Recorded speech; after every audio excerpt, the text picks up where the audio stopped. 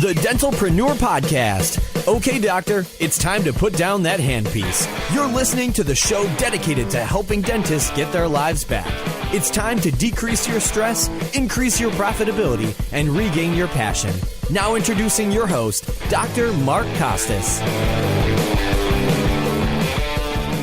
Hello, everyone, and welcome to another episode of the Dental Preneur Podcast. I'm your host, Dr. Mark Costas. Today, we have a CPA and a certified tax coach. I think this is something that all of us are going to get a whole lot of value out of. So if you guys have the opportunity, pull over, get your pens out, get your scratch pad out, and get ready to take some notes because there's going to be some tactical nuggets that we're going to cover today. Mr. Cody is a certified public accountant, business owner, and former New York City police officer with 17 years experience on the force. In addition to being a certified public accountant for the last 17 years, he is also a certified tax coach.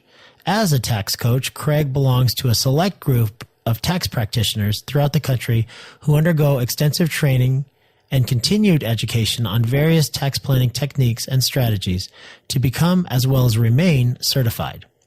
With this organization, Craig has co-authored an Amazon best-selling book called The Secrets of a Tax-Free Life, and recently authored The 10 Biggest Tax Mistakes That Cost Business Owners Thousands. Welcome to the podcast, Craig. Tell us about how you got into this and how you went from police officer to CPA. Oh, wow. I was always wanted to work on Wall Street. Somehow I wound up following my dad's footsteps and becoming a police officer. Uh-huh. And, it's a 20-year retirement deal. So you kind of, at some point, you have to kind of start, okay, what am I going to do when I grow up? Yeah. And how young were you when you started being a police officer? I was 21. Okay. So you're a young man when you reached retirement for the first time, huh? I was in college and I decided, okay, you know what? I'm going to do this. And I left college after 3 years, kind of against my parents' best wishes. And I joined the police department, and, I had a lot of goals there. But about 10 years into it, things changed a little bit. You have to wait to get promoted. You have to wait for tests to be offered. And I got a little rambunctious, I guess you could say. And I decided I wanted to do something different. And I went back to school for my accounting degree. And I wound up getting promoted to lieutenant, and after about 17 years, I was able to, retire a little early and go out and join the accounting profession and eventually get my CPA. So just out of curiosity, did getting your degree help to advance you up to lieutenant in the ranks of the police department?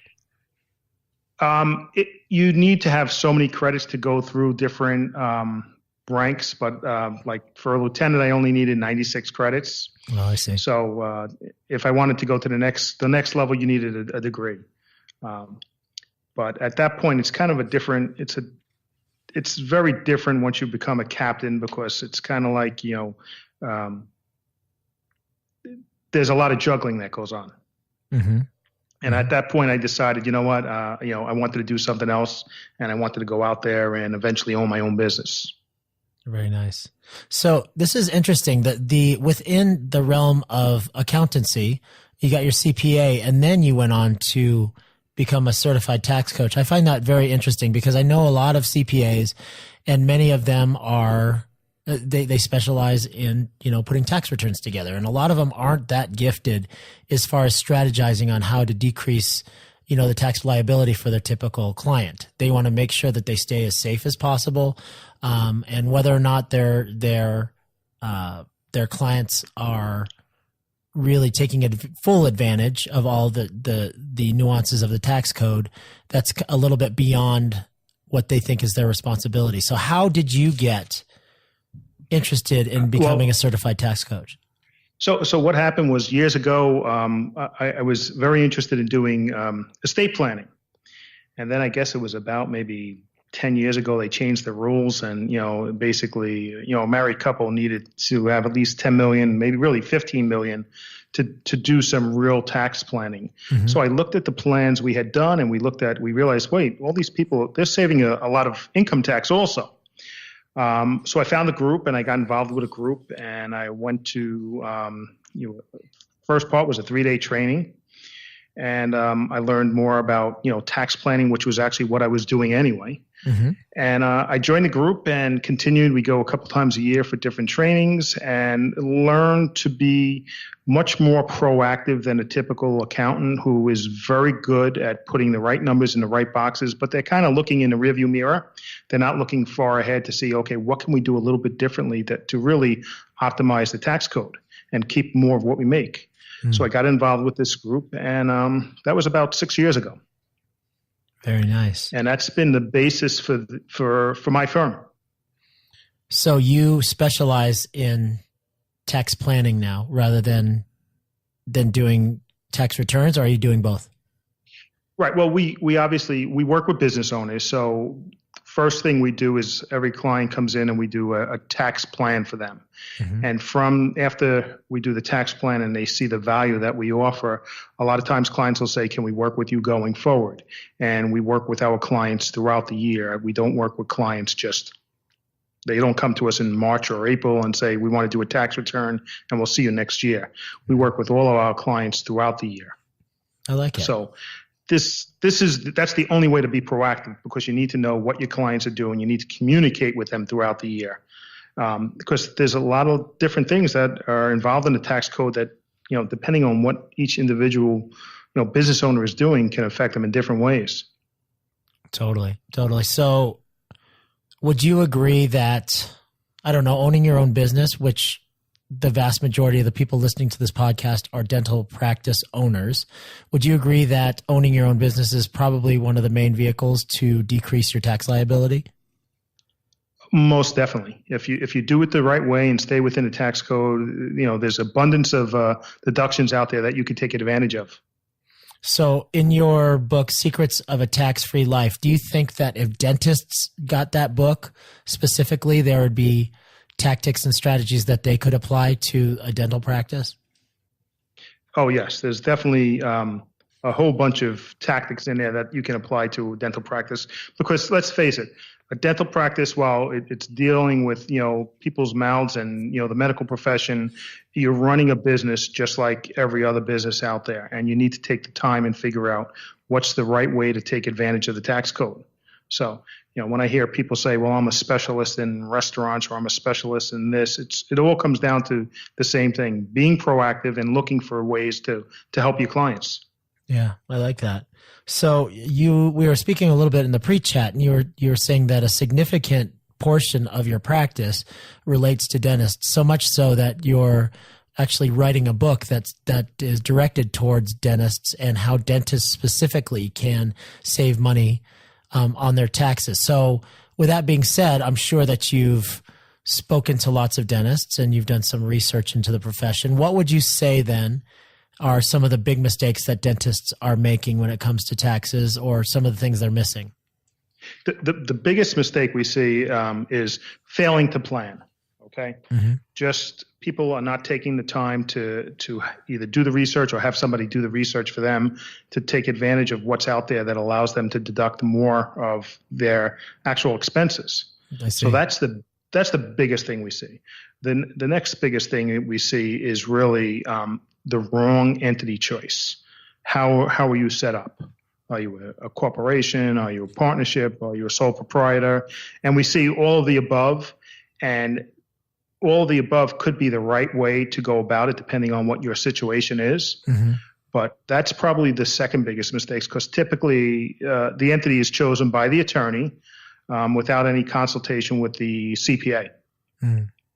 So why do you suppose that is? Why do you suppose that so many entity attorneys, so many business attorneys and CPAs don't connect?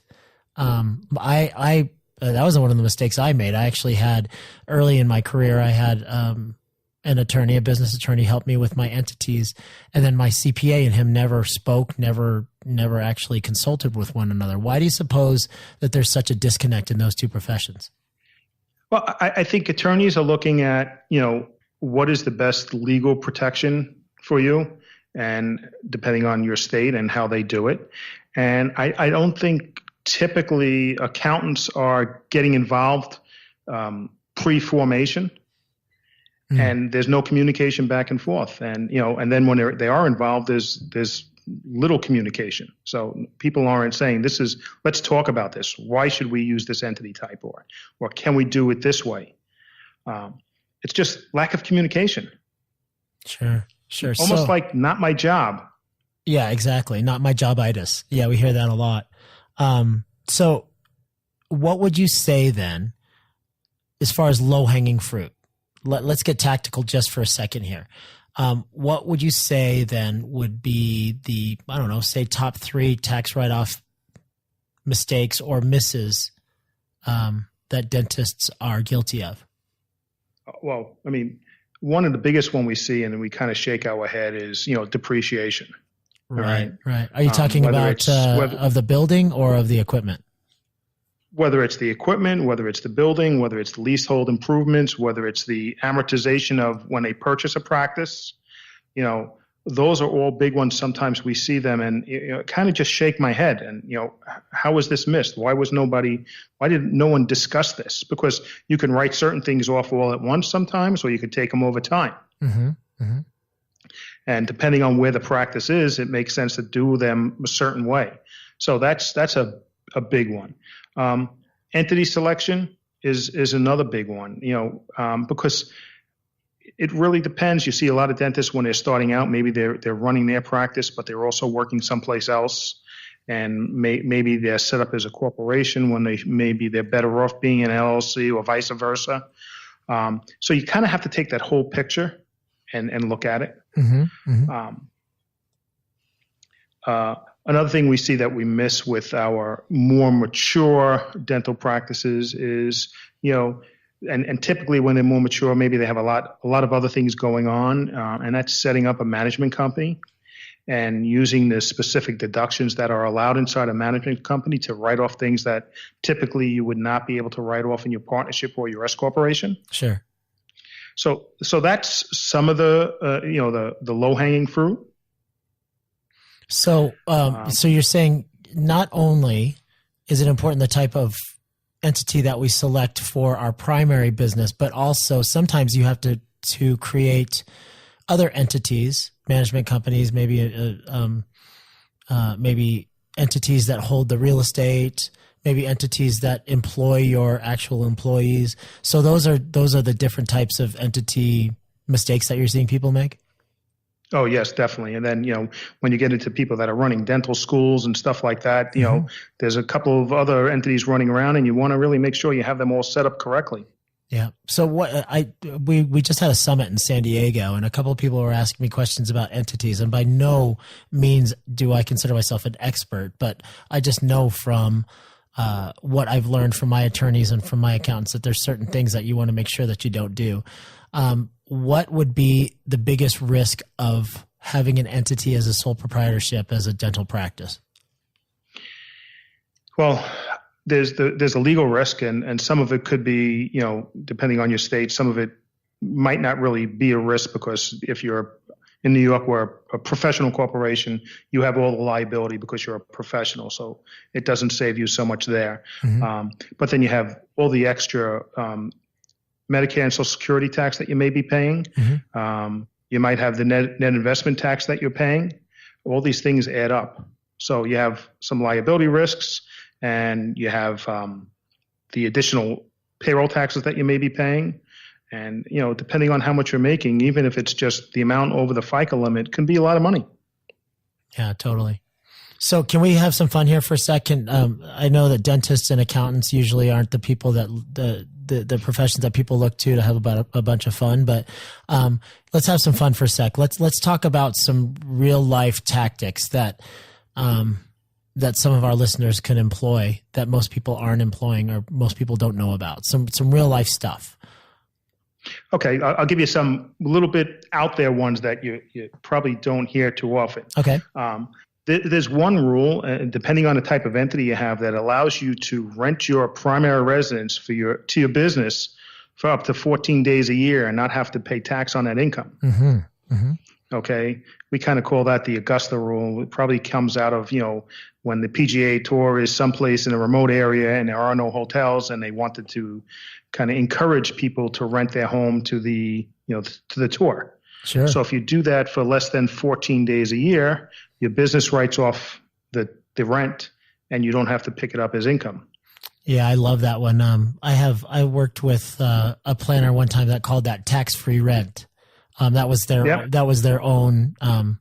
They coined that title themselves, but I totally get that one. I use that one every single year, and I have a couple different properties that we use at both of our different homes. So that's very valuable. Correct. Got any other good ones? And then we have, how about the home athletic facility? If you have a home office, the code allows you to write off a home athletic facility that's for the use of your employees and their families. Mm-hmm. So let's just say your athletic facility might be your pool.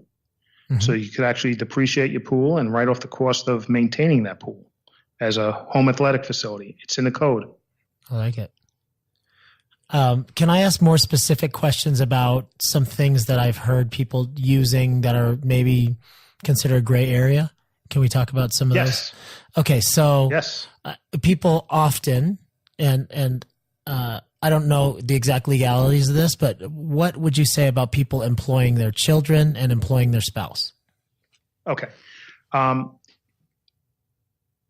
Employing the spouse, if she's doing work in the business, is fine. You just will have to make sure she's working in the business. Typically, that would be done to maybe make that big 401k contribution at $18,000, or depending on somebody over 50, $24,000. Mm-hmm. Another, as far as employing your kids, there's actually case law that says you can hire your children from the age of 7. I'm a little bit conservative. I like to use, 11, 12, 13. You have to document what you're doing. If you have the right entity set up, you may even not have to pay Social Security tax on those wages. Mm-hmm. Okay. Another thing that people miss is they think, people are supporting their parents. Mm-hmm. And people will come to me, well, can I put them on a payroll? Right. So if you put your parents on the payroll and they're not really working for you, you're kind of making up a story, which isn't a good one. Right.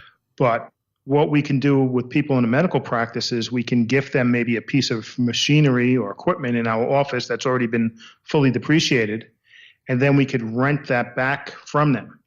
So we get a deduction for the rent. They own the machinery. They get the income. And instead of giving them $2,000 or $3,000 a year and paying taxes on that money ourselves, we get a deduction for it, and they are probably in a much lower tax bracket. That's cool. Now, so that's a. Is that tax free for them? I know that a lot of people don't want to trigger, any increase in tax liability for them.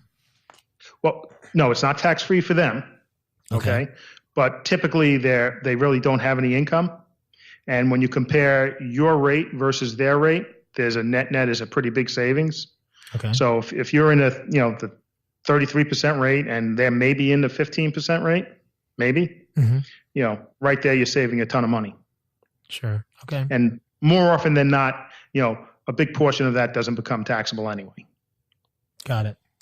So I guess you sounds like you've been in this game long enough to have seen some shady stuff happening. Have you had to defend anyone or participate in an IRS audit in any form or fashion, and what were the details of those cases?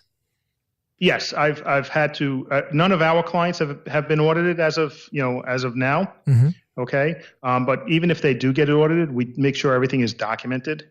So they can audit you. All right, as long as you have things documented, and we make sure we get it documented up front. And you're doing it according to the rules, you're okay. Let them audit you. Sure. As far as people that have come to us and we've defended them in audits, knowing the tax code helps a lot. Hopefully they did everything correctly. And if they didn't, it really depends on how you're able to make your case. But we've been successful. And you have to have a case in order to be successful.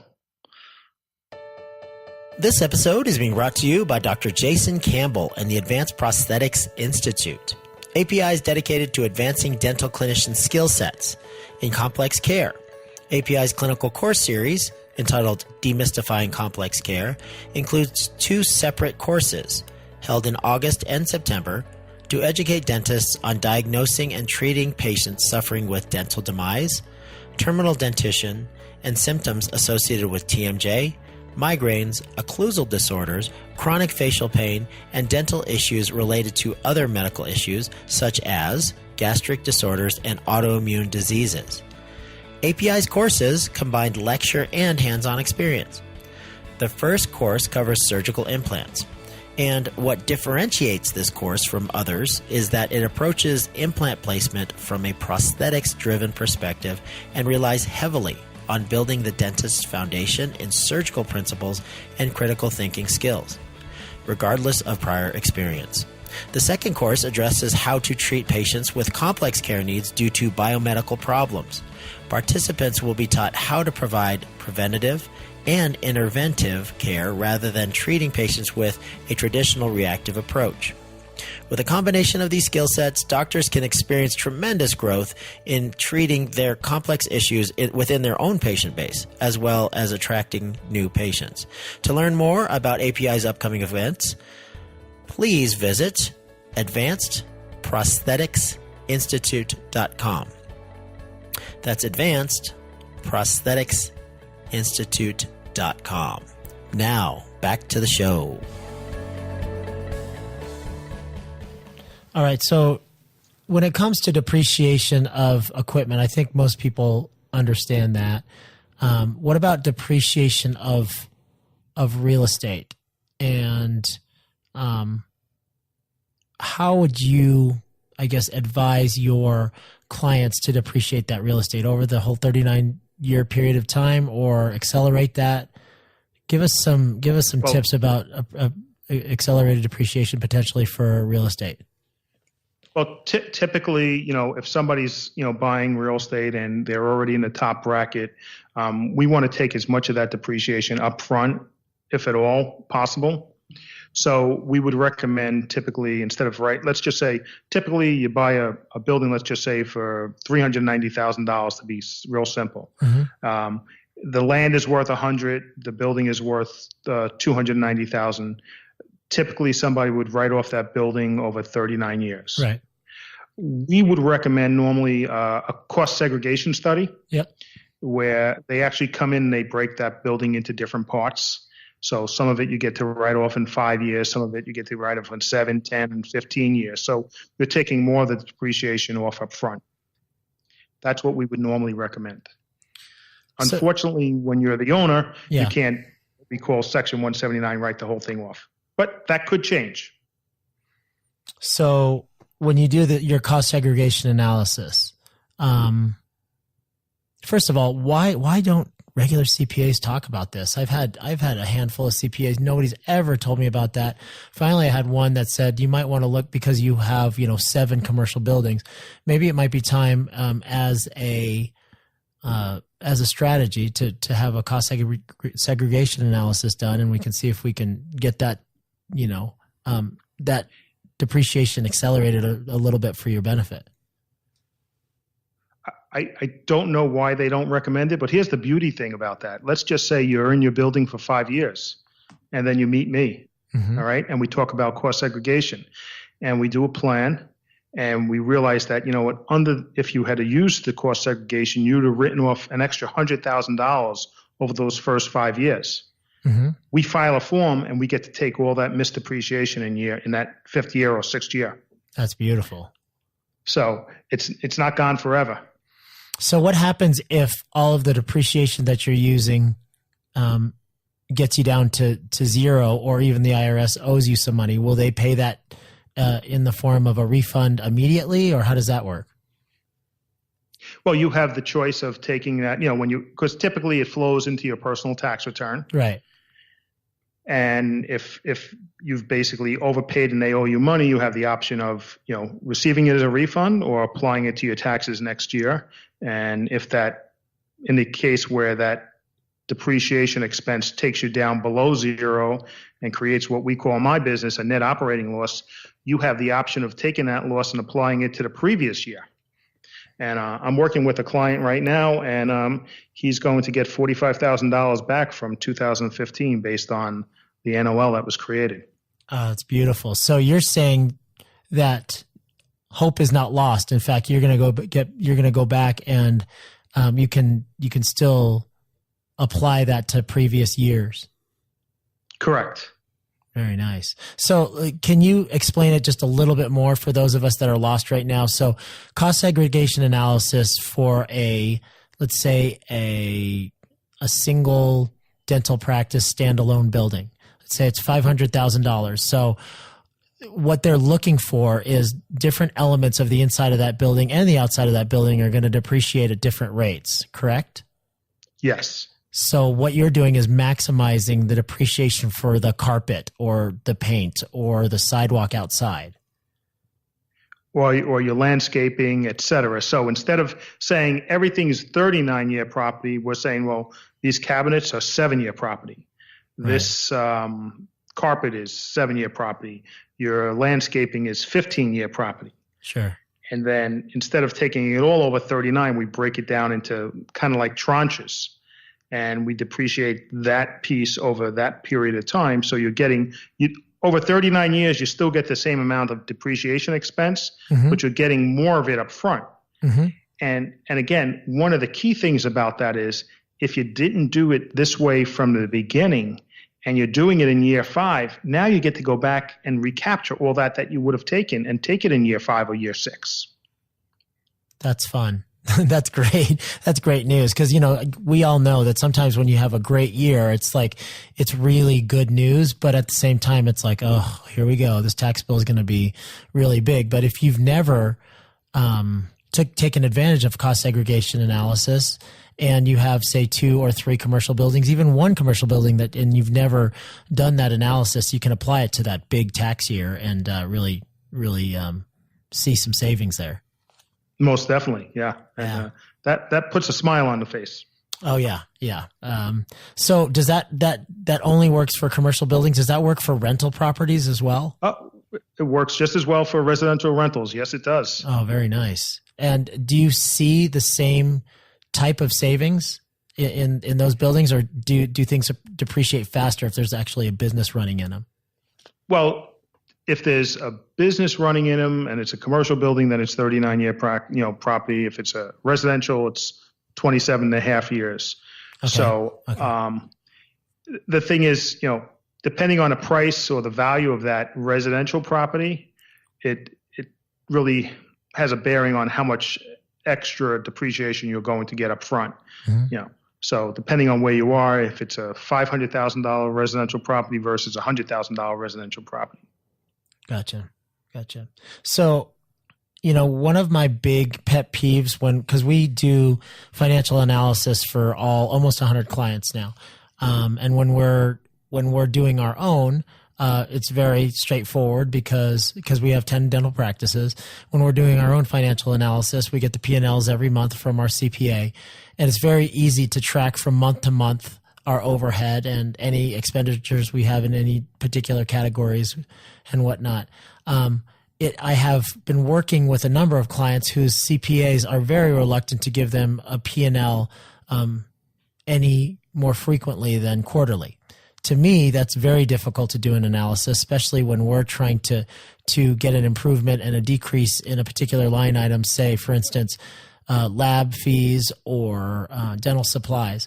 So is that common for a business CPA to only supply financial reports / P&Ls, balance sheets every quarter? I'll tell you, in my world, if the client wants it monthly, he's going to get it monthly. Okay. Because, if it's only useful to him on a monthly basis, then who am I to tell him I'm only going to give it to you quarterly or every 6 months? Right. It's a service. He's paying for the service. So, you want it to be a valuable service. Sure. Okay, good. It's nice to hear directly from the voice of a CPA that's the type of service that you're providing.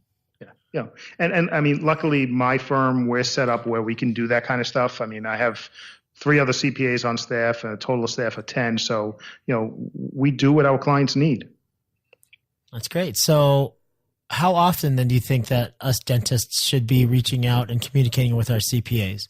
And do you think, one more 2-part question, do you think that the CPA, if they're a relatively conservative CPA, that you should also get some sort of a tax coach to see if you can offset the I guess, conservative nature of your CPA? Right. Well, I mean, we tell clients when they come to us for a tax plan that, this doesn't mean you need to leave your CPA. You could take this, okay? We can implement it with you, and then you could go back to your current CPA, or you could take it back to him and you can implement it with him. The code says you can do this. Here's the code. If he has a problem, we'll talk to him.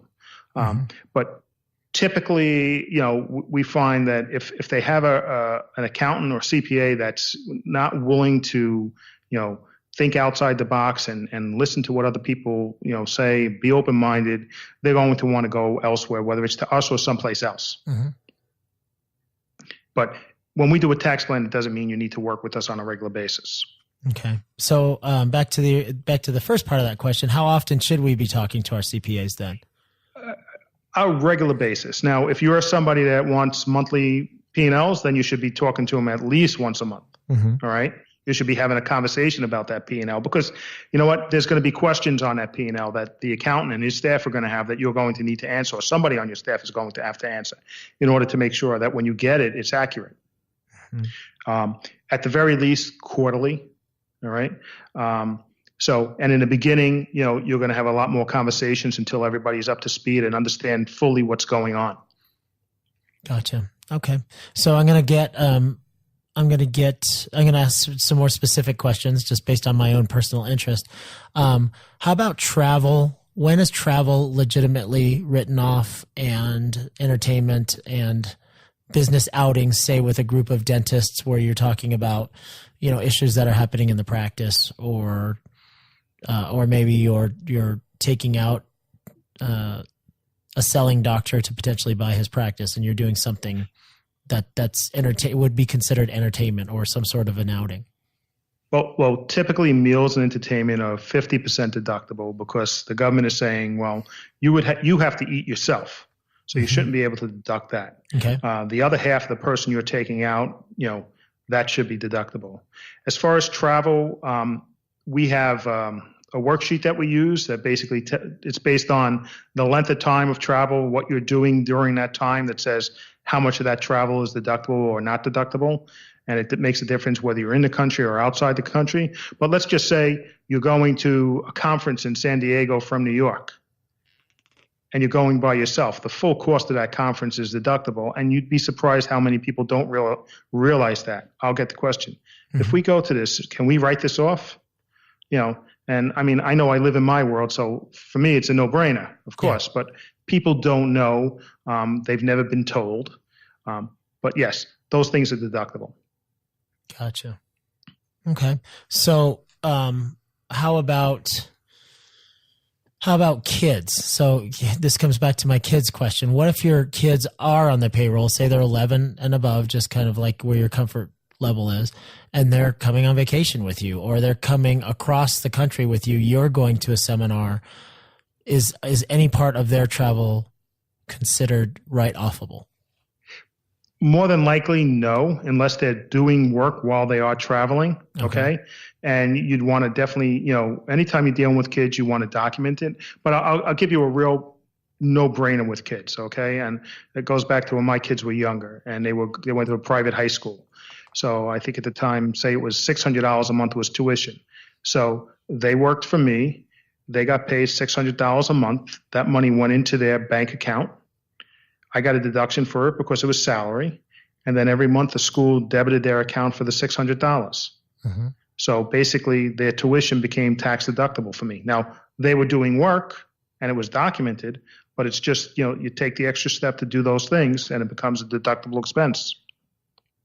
Got it. And, when you're a successful dentist and you're up to close to 50%, that's a big savings. Yeah, totally. So along those lines then, what do we need to do to legitimize our expenses? So I've had some advice from tax coaches in the past that they will keep a journal for me. I get them the receipts with a little something scribbled on the back. They staple that to a piece of paper or put it into a digital form, and they basically justify the expense and keep it in a journal for me. What would you suggest? Is that overboard or is that appropriate? That is always important to be able to document what you did. But like today with calendars, electronic calendars, and on our phone and so on like that, you could pretty much typically go back and say, what did you do on such and such a date? Who did you have lunch with? So if you keep, let's just say, all those meals and entertainment where you're interacting with, potential clients on one credit card, and you only use that for business purposes, and you have a calendar that's going to match up to that, that's fine. When it comes to cash, obviously you want to make sure you have those actual receipts. But it really comes down to what is your personal preference. But the more documentation, the better. It's funny that you said that. I'm glad you brought that up, because I've had tax professionals in the past say that the credit card statements were not sufficient for proof that it was a business expense, even if you're only using a business credit card. So what's your view on that? You think that it is? Yes, it is, because now you're matching that up with your personal calendar. Okay. So you had this charge on such and such a date at 12 o'clock, and you were in your calendar, you have Mr. Jones, who you were looking to do business with in your calendar, so they match up. Okay, got it. So is there any other really cool strategies you can think of off the top of your head that most dentists aren't doing? We talked about the self-rental. Management company is another one where you can write off all sorts of other benefits inside a management company when it's set up the correct way. How about hiring your kids? How about upstreaming with that management strategy? So if you had a different entity, say you had an S corp, and then you wanted to upstream, say to a C corp, to offset some of the expenses, and have two different deadlines for tax filing. Is that legit? Well, if you're doing it for business purposes, it's legit. Upstreaming, typically when we're dealing with C corporations and management companies, we're doing them also because we want to be able to write off some of those expenses that are deductible in C corps that are not deductible. And you have to be careful when you're upstream, because there may be certain benefits that are available inside the C corporation that you may need to be made available to your staff inside your other company. So we typically try and do it in a way so we don't get involved in having to cover other employees for things that maybe we don't want to cover them for. So you just have to be careful when you're upstreaming. Gotcha. All right. So can you tell us about your upcoming book where you're actually speaking directly to dentists? What's that going to be all about? Yes. Well, that's going to be the 12 most expensive tax mistakes that cost dental owners thousands. That's probably going to be completed in about 4 more weeks. And, I'm offering your readers a copy of, your listeners, a copy of my most recent book, The 10 Most Expensive Tax Mistakes That Cost Business Owners Thousands. My newest book is going to deal more with those things that are deal more directly with dentists. Oh, cool. So can you give us the link or the resource to that free copy? Sure. It's going to be www.craigcody.com/dentalpreneur. And that's Craig Cody, CraigCody and company? It's Craig, CRAIG, Cody, and spelt out company.com/dentalpreneur. And we will send you the link so you can put it into your show notes if you'd like. That's perfect. I will do so. That's great. So, I do have to say, guys, here's a personal anecdote from me. Here's a personal bit of advice from me. Depending on how comfortable your CPA is with advanced tax strategies, many CPAs that I've dealt with, and I've dealt with many between my own that I've employed and having to deal with extracting numbers from the CPAs of our clients. So I've probably dealt with, at this point, hundreds of CPAs in the past. Many of them are extremely conservative. Many of them are so overloaded and busy that they don't take the time to either share advanced strategies with their clients or are too nervous about any kind of advanced tax strategies because they don't want to deal with an audit if it happens to happen, right? So there is a fair amount in the tax code that never even gets looked at and advised upon, especially to dentists for whatever reason. So I think it's always a great idea to get an extra set of eyes on the taxes that you're paying and making sure that you're taking full advantage of the tax code. There's nothing unpatriotic about not paying more in taxes, right? If you pay more in taxes, you're not being a better citizen of the United States. The tax code is there for a reason. It's not illegal to use it to its full extent, and that's just a bit of my rant there. I really believe that the tax code is there for a reason, and if you're using it legally, then more power to you. That's definitely. I mean, if you look at Warren Buffett, Bill Gates, the president, they all do tax planning.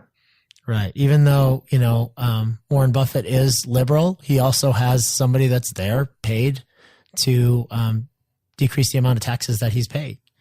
So right. It's very prudent to be an intelligent business owner. You really have to make sure that you're researching all available avenues for decreasing your tax liability. That's my personal opinion. Right. And you want your accountant to be proactive, not just reactive, not looking in the rearview mirror. Be proactive. Tell me what I can do. Yeah, that's great. Good stuff. Well, I appreciate your time, Craig. One more time for not just the link, but what's the best way for people to get in touch with you? Well, there's the website, obviously, CraigCodyandCompany.com. They can also call us at 516-869-4051. And my personal email address is craig@ccodycpa.com. And look forward to speaking with any of you. Sounds great. Well, thanks a lot for your time, Craig. This is great, valuable information. And I hope that those of you out there that are unsure if they're paying too much taxes, you guys reach out to Craig. So, ladies and gentlemen, Mr. Craig Cody. Thank you very much for having me. Greetings, dentalpreneurs. One of the most common questions I get is, what makes you different from other dental coaches and consultants, and how is your group different from all the other dental consultancy groups out there? Well, my answer usually surprises most people, and it's simply this. I'm not the smartest guy in the world. In fact, it took me 3 years and 21 attempts to get a single acceptance into dental school. But in my career, I've been blessed with business success early on because I reframed the typical definition of failure. To me, failures and mistakes are part of the game. It's what you do with the information that you get from your mistake or failure that separates the mediocre from the exceptional business owner. This year marks my 13th year in the dental profession, and this year I'll be acquiring my 11th dental practice. I'm still a practicing dentist, not because I have to be, but because I want to be. I'm passionate about our profession, both clinically and in coaching other dentists to reach their full potential in business and in life. So what makes our coaching group different from the other choices out there? Well, first of all, we're small. I have no desire to be the biggest coaching group or dental consultancy in the world. We have a small stable of incredible coaches who, like me, are practice owners, practicing dentists, and understand what it feels like to juggle all the responsibilities of being an incredible clinician and running a successful business. Number two, we're collaborative. Simply put, all of our clients know each other, and we all help each other out. We see each other regularly at mastermind meetings and communicate all the time on our private Google group. We're like a big family. And for that reason, we're quite selective about who we work with because just like any other team, each member has to contribute in a positive way. Number three, we're affordable. Most people are shocked when they realize how reasonable our program is compared to what other coaches and consultants out there are charging. Number four, we get results. On average, our clients have a 24% growth rate, a 10% reduction in overhead, and our client retention rate is 96%. Think about that. From the start of our company, the Dental Success Institute, to present day, we still have 96% of the clients that we've had from the very beginning. That's unprecedented. And it says a lot about how effective this process is and how important it is to have a like-minded group of individuals and professionals that are holding each other accountable and creating great results. Now, I have to say legally that those aren't typical results and they're not guaranteed results. But what I can tell you is that if you follow our advice, our program truly works. So right now we're offering a 3-month practice analysis where we'll analyze everything from your overhead to your profitability to your marketing to your new patient acquisition and identify your biggest areas of opportunity and follow it up with a complimentary coaching call.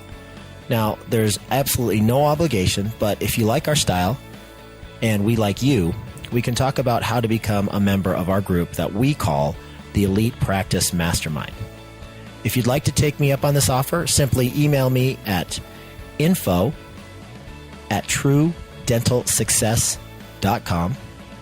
That's info@truedentalsuccess.com. Simple as that. So if you're ready to take your practice to the next and highest level, shoot me an email today. I look forward to chatting with you. And that wraps it up for another episode of the Dentalpreneur podcast. I thank you so much for joining us this week, and we will talk to you next week. Take care now. Bye-bye.